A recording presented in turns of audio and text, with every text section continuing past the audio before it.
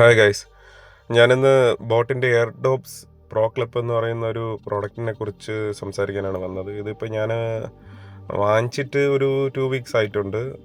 ഞാനിപ്പോൾ 2 ആഴ്ച കൊണ്ട് ഇത് ഉപയോഗിച്ചുകൊണ്ടിരിക്കുകയാണ്. എനിക്കായത് 1500 രൂപയ്ക്കാണ് ഞാൻ വാങ്ങിയത്. ഇത് ഇതൊരു നോർമൽ ഇയർബഡ് പോലെയല്ല, ഇതൊരു ഓപ്പൺ ഇയർ ടൈപ്പാണ്. അതായത് ഇത് ഉപയോഗിക്കുമ്പോഴത്തേക്ക് നമ്മൾ എൻവയോൺമെൻറ്റുമായിട്ട് കുറച്ചുകൂടെ കണക്റ്റഡ് ആയിരിക്കും. അതായത് പുറത്തുനിന്ന് സംസാരിക്കുന്നതെല്ലാം കേൾക്കാൻ പറ്റും. ഇതൊരു ഓഫീസ് യൂസിന് കൊള്ളാം, പിന്നെ നമുക്ക് വാക്കിങ്ങിന് പോകുമ്പോൾ കൊള്ളാം. അപ്പോൾ അങ്ങനെയുള്ളൊരു പർപ്പസാണ്. ഇതൊരു മ്യൂസിക് ക്വാളിറ്റി ഇഷ്ടപ്പെടുന്നവർക്ക് ഇത് ഇഷ്ടപ്പെടുമെന്ന് എനിക്കറിയില്ല. ഇതിൻ്റെ പർപ്പസേ വേറെയാണ്.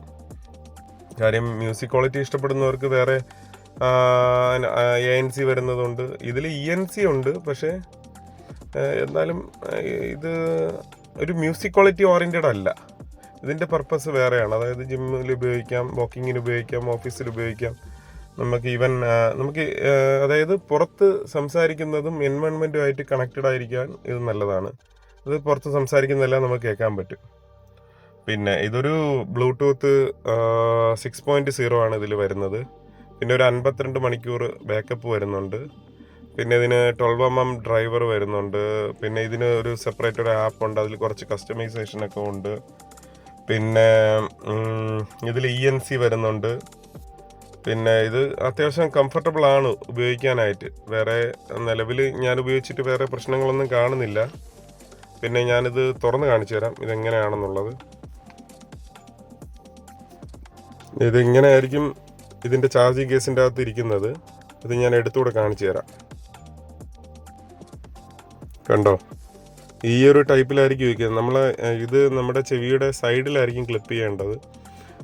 ഇതങ്ങനെ സീലായൊന്നും ഇരിക്കത്തില്ല. ഇത് ജസ്റ്റ് ഇരിക്കുന്ന ആദ്യത്തെ 1-2 ദിവസം അതായത് ഒരു അസ്വസ്ഥത പോലെ തോന്നും. കാര്യം നമ്മൾ ഇത്രയും നാൾ ഉപയോഗിച്ച് വന്ന ഇയർബഡ് പോലെയല്ല. ഇത് സൈഡിൽ ക്ലിപ്പ് ചെയ്യുന്നതുകൊണ്ട് കുറച്ച് അഡ്ജസ്റ്റ് ആവാൻ കുറച്ച് ബുദ്ധിമുട്ടായിരിക്കും. പക്ഷേ പുറത്തുള്ളതെല്ലാം നമുക്ക്, അതായത് പുറത്ത് നടക്കുന്ന കാര്യങ്ങളെല്ലാം അറിയാൻ പറ്റും.